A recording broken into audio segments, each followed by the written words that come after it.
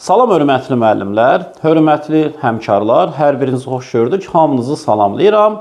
Mən EMAŞEM Tədris Mərkəzinin riyaziyyat müəllimi Orxan müəllim. Belə bir sualla gəlmişəm qarşınıza. Bu tip suallar deyir, bu ədədin 45-ə bölünməsindən alınan qalığı tapın. Burada mod qavramı ilə gedib cavabları çıxartmaq olar. Amma bəzi müdavimlər modun qaydalarını yadda saxlamaqda çətinlik çəkirlər. Mən sizə modsuz bir modda olmayan bir yol göstərəcəm. Gəlin belə eləyək. Amma buna keçməmişdən əvvəl sizə belə bir şey demək istəyirəm. Məsələn, aşağı sinif dərsliyində belə bir şey var. Deyir ki, 50 tutaq ki, 24-ü, səbirli olun.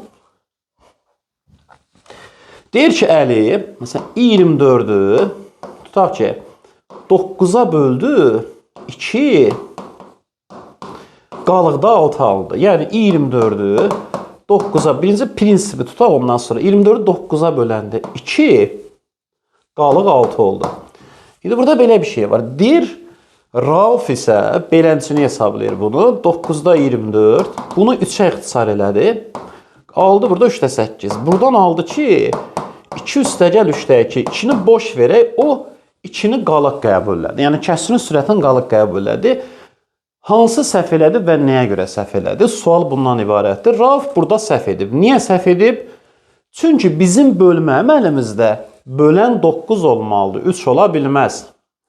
Deməli, əgər mən bunun sürət və məxrəcini 3-ə vursam və 9-da 6 yazsam, doğru cavaba gəlib çıxa bilmərəmmi? Yəni, başda nəyə ixtisar ediriksə, sonda ixtisar elədiyimiz ədədə vurub bir kəsr alırıq və kəsrin sürəti qalıq olur. Bu prinsipdən yola çıxaraq bu sualı bu şəkildə həll edəcəm. Baxın, indi 3 üstündə. Demək, səbirli olaq. 3 üstündə 442-ni, bir saniyə, 3 üstündə, bəs səliqəsiz oldu. Demək, 442-ni bölürəm 45-ə.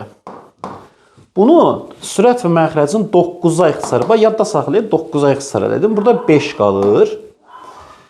Bunu 9-a böləndə, yəni 3-ün kvadratına böləndə qalacaq burada 3 üstündə 440. 5-ə bölünmədən alınan qalığı necə tapırıq?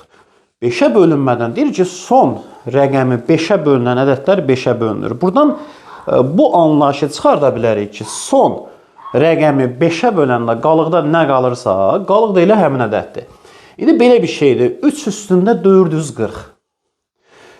Bunun son rəqəmi nədir? Qaydası bu idi. 440-ı 4-ə bölürük. Qalığı götürürük. Qalıq burada 0-dır. Amma dedik ki, son rəqəmin tapılmasının belə bir qaydası var. Haçan 0 alsanız, əvəzinə 4-ü götürün. Yəni, bunun əvəzinə yazacağım 5-də 3 üstü 4. Baxın, 5-də 3 üstü 4.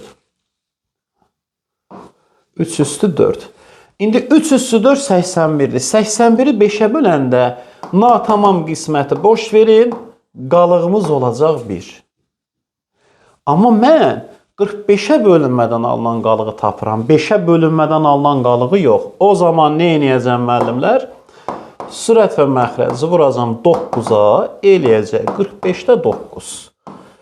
Vəssalam, bizim cavabımız oldu 9. Sağ olun, sağlıqla qalın.